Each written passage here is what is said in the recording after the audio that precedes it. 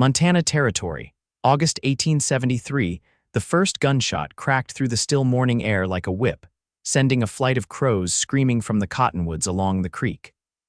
Odessa Rylan ducked low behind the overturned wagon, clutching her son and daughter so tight their ribs pressed into her arms. Dust choked her throat. Blood from the wound on her forehead trickled into her eye. She had not seen the ambush coming. 1 minute they had been following the wagon trail west from Miles City, the next hell was at their heels. 3 men, faces hidden under wide-brimmed hats and bandanas, had charged out of the brush on horseback, shooting before they even spoke. Her husband, Illy, had taken a bullet to the chest before he could grab his rifle. He fell back off the seat with a dull thud. She had not had time to scream.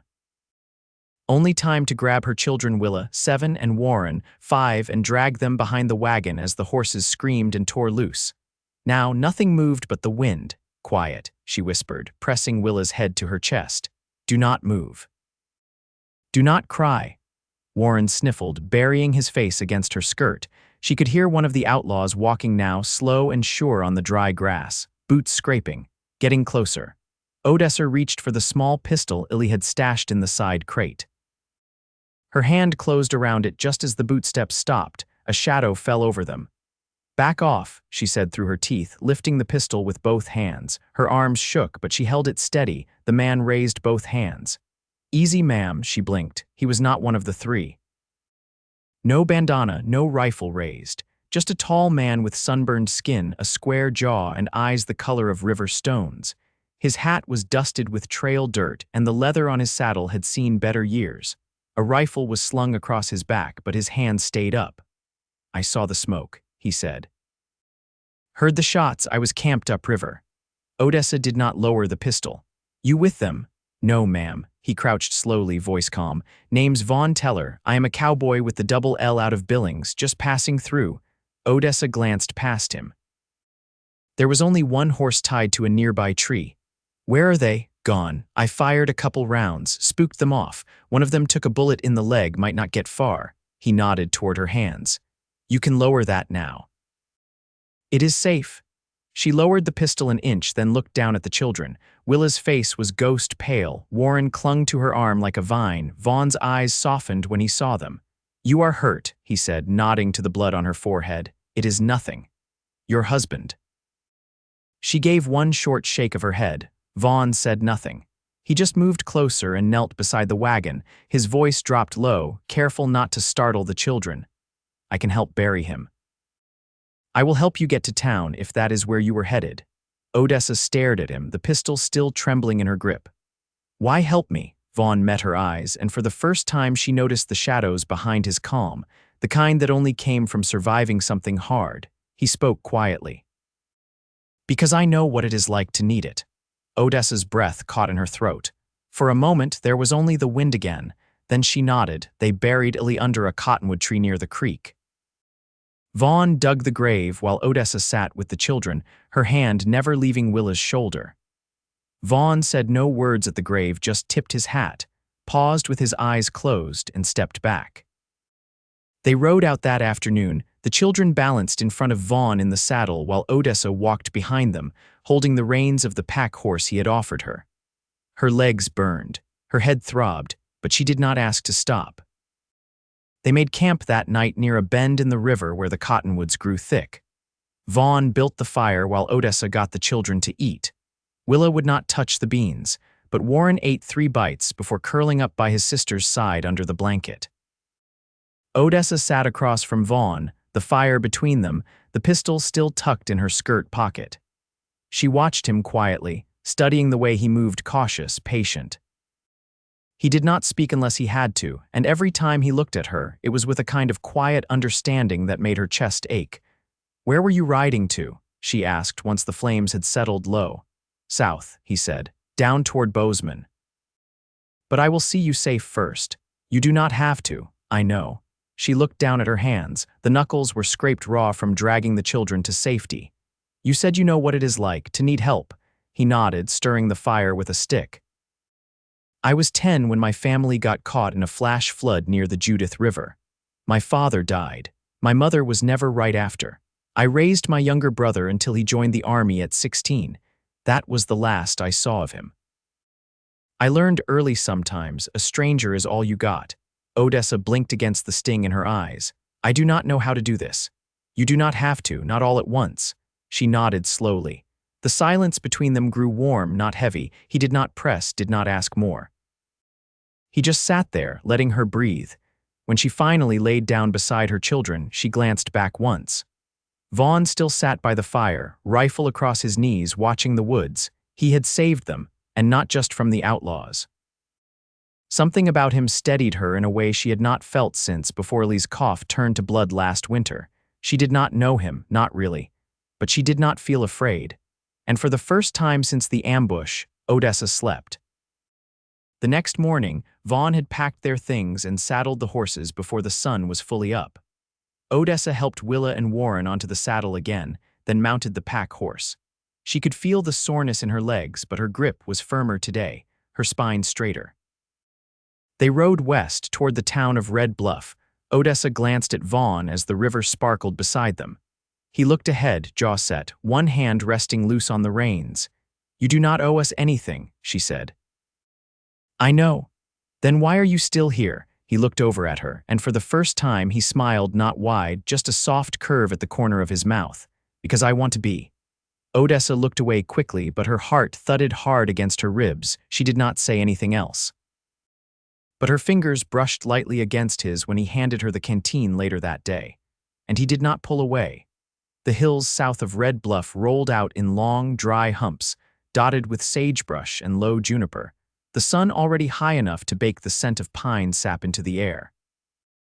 By midday, sweat traced down Odessa's back beneath her bodice, and Warren had gone quiet in Vaughn's arms, lulled to sleep by the horse's sway. Willa, riding behind her mother, counted grasshoppers under her breath, her lips barely moving. They rode in silence until the land dipped toward a shallow ravine. Vaughn slowed his horse and raised a hand. Something's off. Odessa pulled the reins. "What is it?" he pointed with his chin.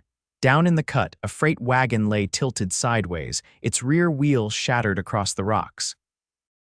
A mule stood tied nearby, ribs showing and one ear chewed raw. "Recent?" she asked, lowering her voice.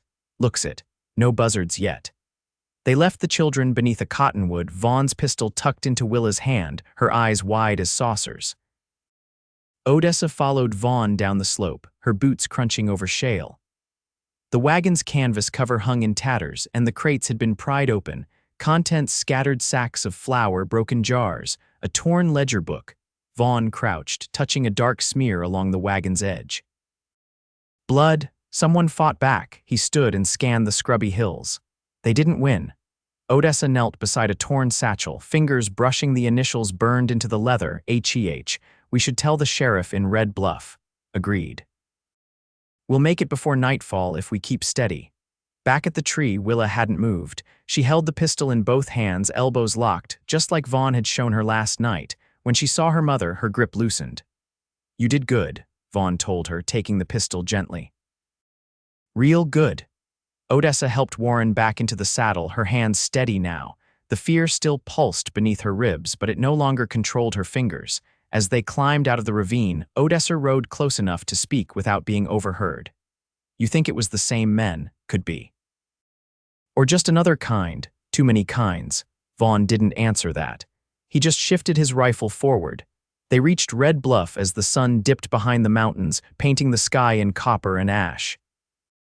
The town was little more than a main street of wood plank buildings. Post office, 2 saloons, a smithy, and a general store with a porch that sagged on one side. A bell clanged from the church tower, dry and low. Vaughn turned in the saddle. "You trust the sheriff? I've never been here." He nodded once, then dismounted outside the jailhouse. Odessa stayed with the children near the trough, watching as he stepped inside. A dog barked somewhere down the street. A woman in a faded blue skirt swept the steps of the boarding house without looking up. When Vaughn returned, his jaw was tight. "Sheriff says he'll ride out in the morning. Doesn't have the men tonight." Odessa narrowed her eyes. "Did he believe you?" He believed something happened. But he spread thin. They stood there, the last light fading, the children leaning against each other in the saddle. Odessa touched the edge of her shawl, throat dry. We'll need a place to sleep. There's a stable behind the store. I'll talk to the owner. They ended up in the loft, blanketed in hay that smelled of clover and dust. Vaughn made sure the ladder pulled up before they settled in. Odessa curled around the children, her back to the wall, her eyes never leaving the trapdoor. Vaughn sat a few feet away, back against a beam, hat pulled low. He didn't speak. But when the wind shifted and the smell of smoke drifted through the cracks, he rose and checked the shutters without a word. In the dark, Odessa whispered, "You've done more than most would. You needed it." She studied his outline in the faint moonlight. "You always help strangers." "No, not often." "Then why us?" He turned toward her, his voice low but steady. "Because you didn't fall apart, you didn't run. You stayed between them and danger. I didn't know what else to do. Doesn't matter, you did it." Odessa pressed her cheek to Willa's hair. "I don't feel brave. That's how you know you are." She didn't answer. But something inside her, quiet and sun-starved, leaned toward his words like a sprout reaching for warmth. They rose early, before the town stirred. Vaughn fetched water from the pump and brought back a heel of bread and 2 apples. Odessa split them between the children, keeping none for herself. He noticed, "You need to eat, so do they." He handed her the last apple without speaking. She took it. By the time the sun crested the ridge, the sheriff rode out with 2 deputies, heads low and rifles ready. Vaughn watched them disappear into the ravine trail. Then he turned to Odessa. "You got kin anywhere, none west of the Mississippi. Then what were you heading toward? A place that didn't feel like waiting to die." He nodded once. "Then let's get you there." Odessa looked out toward the hills. The morning light painted the peaks gold. "Do you have somewhere you belong?" "I did. Once. And now," he met her gaze, "now I reckon I'll see where the road leads." She didn't smile, but she didn't look away either. The trail west of Red Bluff climbed gentle and steady into higher country, where the air thinned and the trees grew taller than cabins. Vaughn led them past a meadow full of late blooming goldenrod, the horses stepping soft through the grass while morning mist clung low to the ground. Odessa rode with Willa in front. Warren slouched against her chest, his breath warm and even. They'd left town before sunrise, with a sack of oats, a jar of pickled beans, and 2 loaves of coarse bread Vaughn had bartered from the storekeeper. Odessa hadn't asked what he'd given in return, and Vaughn hadn't offered. She'd only noticed the way his palms looked redder than yesterday, like he'd spent time behind the smithy with a hammer. "Where does this trail lead?" she asked, breaking the hush between them. "West slope of the Bridgers. There's a homestead out that way I worked for a while back. Good people. They might take you in if you want steady work and a roof. I'm not looking for charity. It wouldn't be." Odessa looked ahead, watching a hawk circle slow above the trees. "I can cook 10 stock. I've done all of it. They'll see that. And you, I'll ride on once you're settled." She didn't say anything for a while. The hawk dipped lower, then vanished behind the ridge. "You always pass through places without stopping, most times." "Why?" Vaughn shifted in the saddle. "Because when I stop, I remember too much." Odessa glanced over. "You said your brother joined the army. He signed up out of Fort Ellis, fought near the Yellowstone, never came back. I'm sorry." "I didn't stop him. He thought if he got a uniform, people would treat him different." "Better? And did they?" "No." The wind moved through the trees in a hush like waves over gravel. Willa stirred and sat up straighter, brushing hair from her eyes. "Are we close?" she asked. "Not yet," Vaughn said, easing the reins. "We'll rest soon." An hour later, they stopped near a creek rimmed with willow. Vaughn unsaddled the horses and led them to drink while Odessa laid out the bread and beans. Warren woke long enough to eat, then curled into her lap again, thumb resting against his cheek. Vaughn sat across the fire from her, chewing slowly. He hadn't spoken since they stopped. Odessa looked at him over the rim of her tin cup. "What made you leave the Double L?" He swallowed, wiped his mouth with the back of his hand. "It changed. New foreman. Started buying cheap horses no one should ride, breaking them too fast, running the crew hard and cutting pay. I had enough." "Where will you go after the Bridgers?" He looked up at the sky. "Don't know. Maybe try the Gallatin Valley. Heard there's work near Willow Creek. What if there wasn't? Then I'd keep riding." She traced a finger along the rim of her cup. "That doesn't sound like a life. It's the one I've got." Odessa watched the creek flow past, slow and full of silt.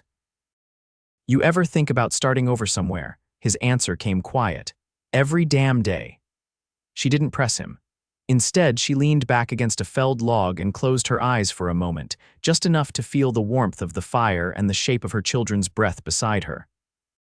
When she opened them again, Vaughn was standing, rolling his shoulders. "There's a cabin about half a day's ride from here," he said. "Belongs to the couple I mentioned. They'll be there this time of year putting up hay." Odessa stood, brushing dirt from her skirt. "Then we'd best not waste light." They reached the cabin just as the sky flushed lavender behind the trees. It sat in a clearing rimmed with aspen, smoke curling from the chimney and a dog barking once before falling quiet. A woman with gray hair bound in a twist stepped onto the porch, shading her eyes with a calloused hand.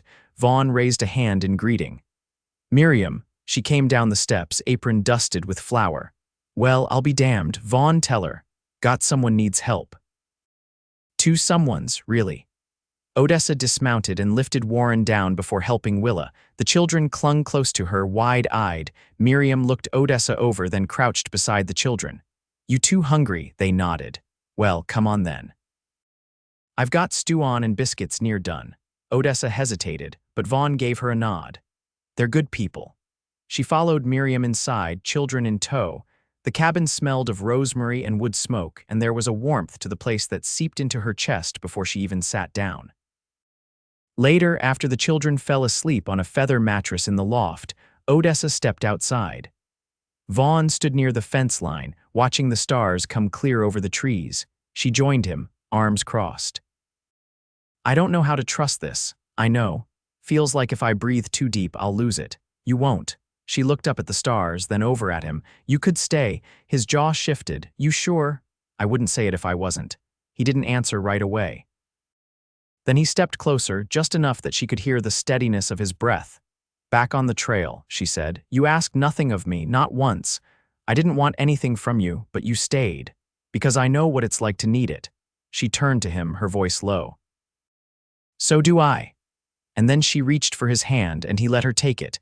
By the third morning at the cabin, Odessa rose before the rooster crowed.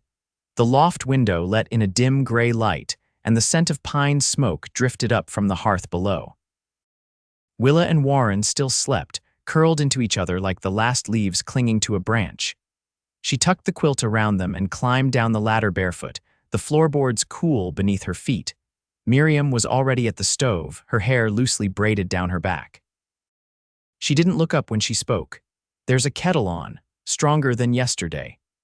Odessa nodded her thanks and poured from the steaming pot, wrapping both hands around the tin cup to warm her fingers. Vaughn wasn't inside, but his hat was on the peg by the door. Miriam sliced into a round of bread and passed a piece across the table. "You sleep, some. Good, you'll need your strength. We'll be loading hay later, and my husband's back isn't what it used to be. I can help. You will." Odessa bit into the bread. It was still warm from the oven. She chewed slowly, listening to the wind rattle the aspen leaves outside the cabin. Miriam poured herself a cup and sat across from her. "You and Vaughn, what are you to him?" Odessa looked down at the crust between her fingers. "I don't know yet. That man's not a drifter for lack of sense. He's careful, doesn't plant roots without reason.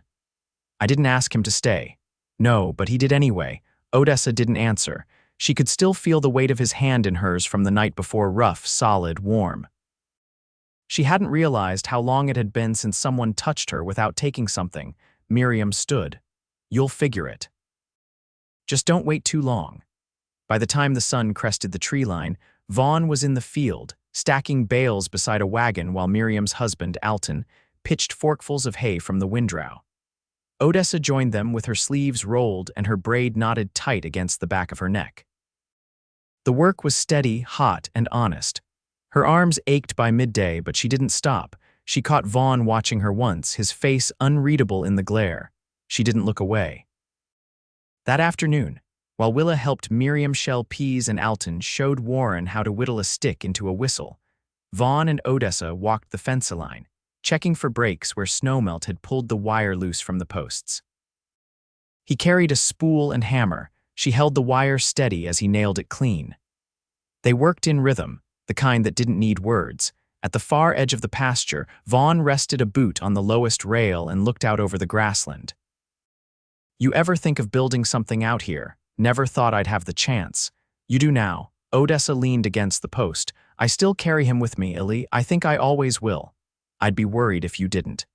I keep wondering what he'd say, seeing me here. With you, Vaughn kept his eyes on the horizon. You're not doing wrong by him, you're just still living. She looked down at her hands, calloused from the trail. I thought I'd never feel steady again. And now, I'm not steady yet, but I'm not hollow anymore. He turned then, slow and sure. What would you do if you didn't have to be afraid? I'd stop waiting for something to go wrong. He reached for her hand again, not tentative this time. When she let him take it, his grip was firm, no tremble in it. I won't run, he said. Not if you want me here. I do. They stood like that until the sun slipped behind the ridge and the wind cooled. Odessa rested her head against his shoulder, and he didn't move. That evening, after supper, Miriam let the children sleep in the main cabin while Odessa and Vaughn sat under the porch eaves. The moon was thin but bright enough to wash the yard in silver. Crickets rasped in the grass. He didn't speak at first. Just leaned back against the wall, long legs stretched out, boots crossed at the ankle. Odessa broke the silence. I used to think love was something soft, like a lullaby. And now, it's this, showing up, carrying what needs carrying. Not asking for more than what someone can give, he nodded once. That's the only kind I've ever understood. She turned toward him. You said once you stayed because you knew what it was like, to need help. I did. And now, he looked over at her, and this time his voice was tender. Now I stay because I want to, because you're not just someone who needed saving, you're someone who makes it worth staying.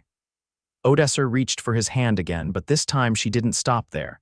She leaned in, and he met her halfway. The kiss was quiet, nothing hurried. When they drew apart, neither of them looked away. Odessa spoke softly. I want a life, not a memory. Vaughn's voice was low and certain. Then let's build it. And with the porch creaking beneath their weight and the moonlight washing over the fields, they sat together, no longer waiting for the next storm. The next weeks settled into a rhythm that neither Odessa nor Vaughn named aloud, but both moved through with quiet certainty. The cabin, once only a stop on a longer road, became a place where days were shaped by work and warmth instead of worry. Odessa found herself rising before the sun, not out of need, but choice, kneading dough beside Miriam while the hens clucked outside the open door. Willa gathered eggs without prompting, and Warren, sleeves rolled to the elbow, followed Alton through the pasture with a small rake slung over his shoulder like it mattered. It did. Vaughn repaired the barn roof, one shingle at a time, never asking for more than a hammer and the time to do it right. Odessa watched him from the garden fence one morning, her hands stained with beetroot, the soft hum of his voice drifting down as he worked. She didn't interrupt. She just watched and listened, something in her chest settling for the first time in years. Later that day, he joined her near the creek, where she'd gone to rinse the grit from her skirt hem. He crouched beside her, hands dripping, and let the silence stretch long before he finally spoke. You ever think about staying here permanent? She wrung water from the fabric, watching it pool on the stones. I do, but I don't want to be someone else's burden. You're not. I don't want to be someone's rescue either. You're not that either. She looked up at him. Then what am I to you? He didn't flinch.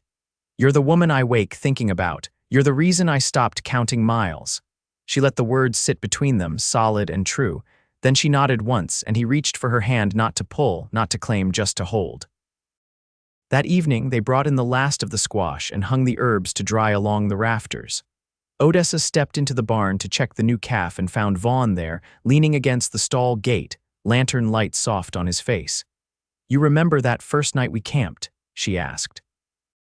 I do. I didn't believe peace was something a person could find out here, not after everything. He walked toward her, slow and steady. You found it anyway. She gave a small smile, hand resting lightly on the stall beam. I think I found it in you. He stepped close enough that she could see the faint line at his temple, a scar she hadn't noticed before. I want to build something with you, he said. Not just a roof or a fence, a life. Her breath caught, but she didn't look away. I want that too. They married beneath the tall pines overlooking the pasture, Miriam's hands gentle as she fastened a ribbon at Odessa's waist, Willa standing proud with a bouquet of late asters. Alton said the words in a voice rough with emotion, and Vaughn held her hands like they were the only thing keeping him anchored. They didn't need a crowd. Just the trees, the sky, and the sound of Warren laughing as he tried to chase a moth through the grass. That night, they sat on the porch again, but this time her head rested on his shoulder, his arm around her back, fingers tracing slow circles along her ribs. "You think the land will hold us?" she asked. "It already does." She closed her eyes, listening to the crickets and the soft creak of the rocking chair beneath them. "I never thought I'd have another love." "You didn't," he said, kissing her hair. "You have your first real one now. Years passed, but the roots they planted never loosened." Odessa taught Willa to sew with precision, and Warren grew tall with hands steady enough to shoe the stock without nicking a hoof. Vaughn built them a home with his own hammer, a house of pine and stone where every corner held something earned. They never spoke of the ambush again. Not because it didn't matter, but because it no longer defined anything. It had been the end of one life and the beginning of another. They grew old in the way that only people who have known loss can, with gratitude instead of fear. And every time Odessa looked out across the field and saw Vaughn walking back from the fence line, dust rising behind his boots, she remembered what it had taken to get there, and she knew. They had found everything they needed, together.